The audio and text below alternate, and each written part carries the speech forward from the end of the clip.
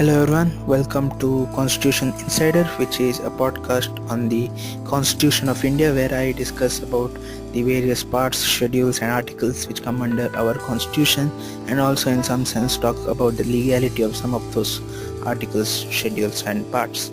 So in the previous episode we talked about part 1, that is the Union and its territory. Hopefully you guys have watched it and liked it. Please do share the video. Please comment on the video so that we can encourage learning and also enable me to understand my mistakes on that matter. Okay, in today's episode we will be talking about part 2 of our constitution, which is citizenship, which is very much important as it defines who is an Indian and how does one become an Indian. Okay, so let us start things off, which without further ado we will jump straight into Article 5. So it says about the citizenship. At the commencement of the Constitution, every person who has his domicile, meaning place of living, in the territory of India, and it says that if he was born in the territory of India, if either of his parents were born in the territory of India, or he has been living in India for 5 years before the present constitution was enacted, then he is a citizen of India. Okay, so this Article 5 was very much important because India was partitioned in 1947. So what does define an Indian now that there were boundaries dividing the formerly undivided India? So which was very much important to be addressed at that time. So these articles were present to address such an issue, but now they have become a little redundant. Many of the other articles have become redundant, but they are still there. They were brought in by our forefathers on the Constitution Drafting Committee. So these are considered some of the basic laws, so hence they cannot be removed. If any undying catastrophe falls on India, we need to have a constitution by which we can fall back on. Okay, let us get to the next article, which is Article 6, which talks about how rights of citizenship of certain people is handled, especially those who have migrated to India from Pakistan. So notwithstanding anything which was said in Article 5, a person who has migrated to India from the territory now included in Pakistan shall be deemed a citizen of India at the commencement of the Constitution if he or either of his parents or any of his grandparents were born in India as defined in the Government of India Act 1935. I urge you to look that up. It was the precursor to the Constitution, and it was one of those documents on which the Constitution was based out of.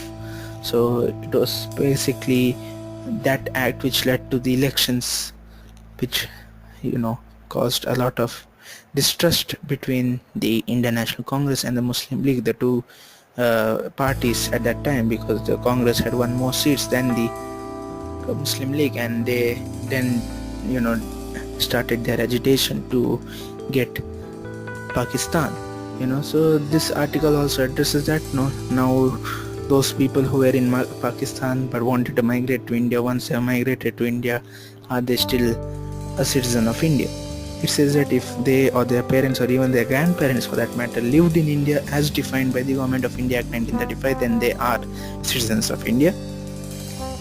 In the case where such person is migrated before the 19th of July 1948, they have set a specific date, then he is also a citizen of India. Automatically, there is no paperwork involved. Whereas if he has migrated to India after the set date, that is after July 19th 1948, then he has to be registered as a citizen of India by an officer appointed in behalf of the government of the Dominion of India. But now it's the Republic of India. But then during the period of 1947 to 1950, India, even though independent, the head of state was still the British monarch. Okay, so hence a dominion status was given to us. But in 1950, when this constitution was adopted, the head of state became a person elected from the general populace. So that from then we stopped being truly being the territory of Britain, and we became completely independent on this day when the constitution was enacted. Okay, So that's what a citizen of India can only be deemed. A person can be deemed as a citizen of India only if he had been registered by a government officer, and that is if he had migrated to India after July 19th, 1948. So Article 7 talks about rights of citizenship of certain migrants to Pakistan. It talks about the other way around also. It talks about how people migrated from India to Pakistan, and it states that without withstanding anything in the Articles 5 and 6, if a person has migrated to Pakistan after the 1st of March 1947, then he shall not be deemed a citizen of India. So, provided that nothing in this article shall apply to a person who, after having so migrated to the territory now included in Pakistan, has returned to the territory of India under the permit of resettlement or permanent return issued by any authority of law. So it says that this is only for those who have permanently migrated from India and have settled in Pakistan. So that is why Article 7 was required. This was all during the hectic times of the partition. Our national identity was brought into question. So these articles were brought about to make sure that we as Indians are proud to be Indians, and here it is written out in black and white to say who constitutes being an Indian citizen. Okay, because ultimately it does come back to a legal standpoint.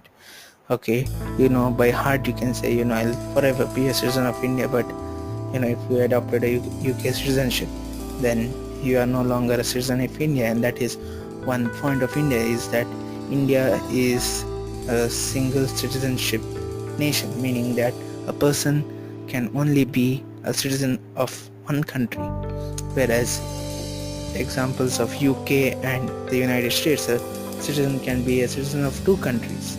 But India stresses on their unique identity such that a person can identify himself as an Indian or not an Indian. Alright, I'm talking about the legal point. Of course, culturally he may be an Indian or non-Indian, but legally he can only be an Indian or a non-Indian. Okay, he can have only one choice, and that choice is to be either a citizen of India or not. Okay, so we come to Article 8, rights of citizenship of certain persons of Indian origin residing outside India. So of course during partition there were a lot of people living outside India too. India, outside India meaning the undivided Pakistan, India, Bangladesh areas. So what about them? Then Article 8 states that notwithstanding anything in Article 5, any person who or either of whose parents or any of whose grandparents was born in India, once again coming back to the Government of India Act 1935, and who is ordinarily residing in any country outside India are so defined shall be deemed to be a citizen of India if he has been registered as a citizen of India by the diplomatic or consular representative of India in that country.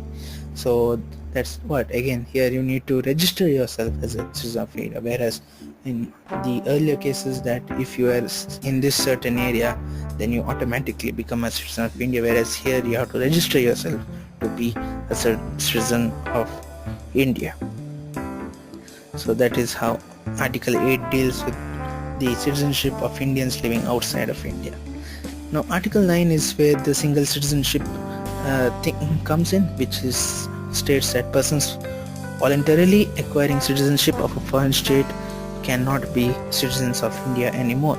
So no person shall be a citizen of India by the virtue of Article 5. The Article 5 is a governing article, or deemed to be deemed to be a citizen of India by virtue of Article 6 or Article 8, if he has voluntarily acquired citizenship of any foreign state. So if you have acquired citizenship of any foreign state, then you automatically renounce your Indian citizenship whether you like it or not. So this is in pursuance with India's single citizenship policy. You can either be a citizen of India or you cannot. Article 10 talks about the continuance of the right of citizenship. So what does that mean? Every person who is in India or is deemed to be a citizen of India under any of the foregoing provisions of this part shall, subject to the provisions of any law that may be made by Parliament, continue to be such a citizen.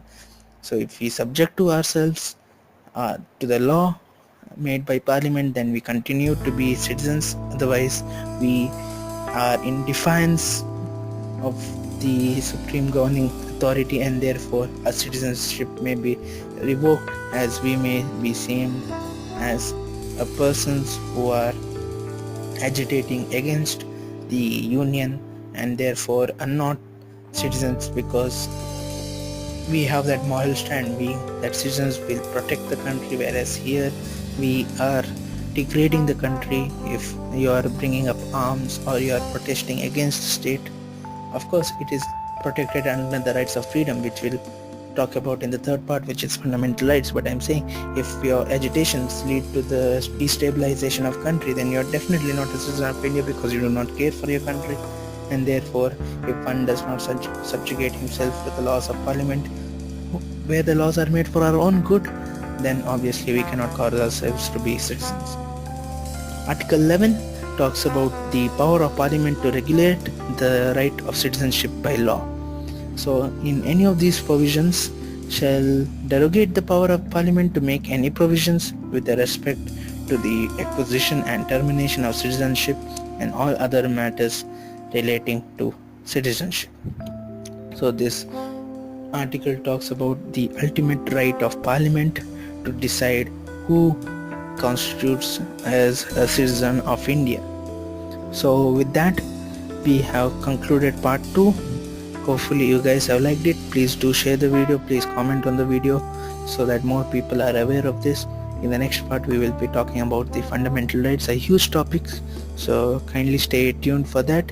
So I would like to conclude with my motto, which is never stop learning, never stop exploring, which I want you all to do. So concluding with that, I would like to thank you all for listening. Thank you.